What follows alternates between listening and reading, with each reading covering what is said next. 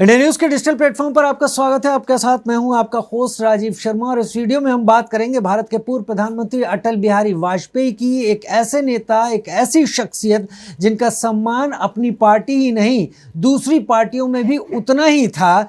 देश की जनता के सामने भी जो सम्मान था उससे ज़्यादा सम्मान व्यक्तिगत या ये यूँ कहें कि राजनीतिक आलोचना करने वाले लोग भी उनका उतना ही सम्मान करते थे। अटल बिहारी वाजपेयी की 25 दिसंबर को जयंती होती है। इनके जन्मदिन पर लोग उन्हें याद करते हैं, श्रद्धा सुमन अर्पित करते हैं। हम बात करेंगे अटल बिहारी वाजपेयी की हाजिर जवाबी की और उनके उन किस्सों की जो लोगों के दिल पर एक छाप छोड़कर चले गए। पहला किस्सा हम आपके सामने रख लेते हैं। एक मशहूर स्तंभकार हुआ करते थे खुशवंत सिंह। खुशवंत सिंह ने एक बार अपने एक स्तंभ में लिखा था कि अटल बिहारी वाजपेयी आदमी तो अच्छे हैं लेकिन गलत पार्टी में हैं।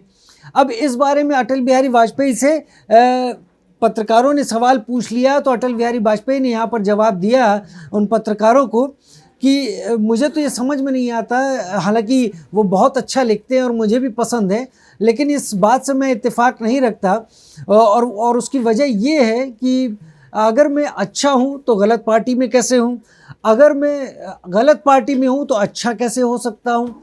और साथ ही उन्होंने ये भी कहा कि अगर फल अच्छा है तो पेड़ खराब कैसे हो सकता है। और इस पर कई लोगों के चेहरे पर मुस्कान तैर गई इस किस्से के बाद। अब हम आपको सुनाते हैं 1996 का एक किस्सा। 1996 में चुनावों के बाद बीजेपी सबसे बड़ी पार्टी के तौर पर उभरी थी। शाम को प्रेस कॉन्फ्रेंस हो रही थी। ये लग रहा था कि बीजेपी इन चुनाव में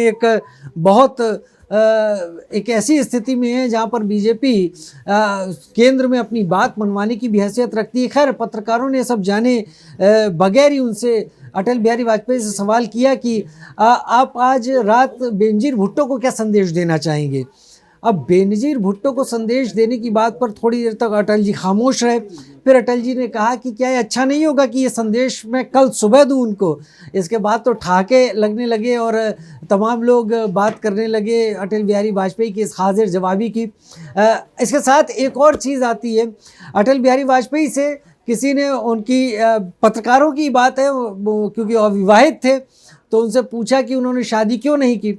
तो उन्होंने कहा, एक क्षण रुके, सोचा और उन्होंने कहा कि मैं आदर्श पत्नी की तलाश में हूँ। तो तुरंत काउंटर जवाब सवाल आया कि क्या वो आपको अभी तक मिली नहीं। तो अटल बिहारी वाजपेयी ने कहा कि शायद उसे भी आदर्श पति की तलाश हो।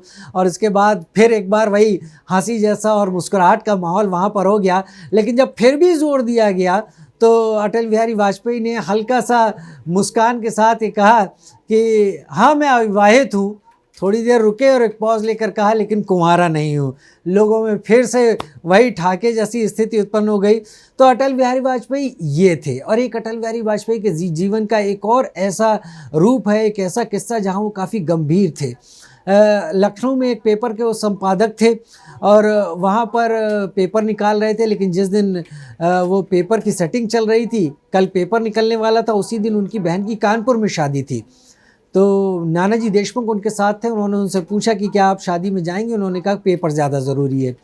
अब इस बात को पंडित दीनदयाल उपाध्याय को पता चला। पंडित दीनदयाल उपाध्याय लखनऊ आए और उन्होंने पेपर की सेटिंग का सारा काम किया और फिर अटल बिहारी वाजपेयी से कहा कि बाहर गाड़ी खड़ी है, किसी तरह का कोई तर्क मत करना, इसमें बैठो और अपनी बहन के विवाह समारोह में शामिल होने के लिए कानपुर चले जाओ।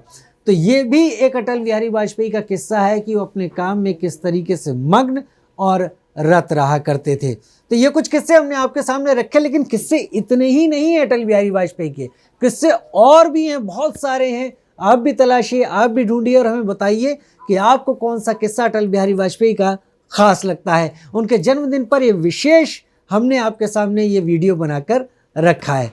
फिलहाल के लिए नमस्कार।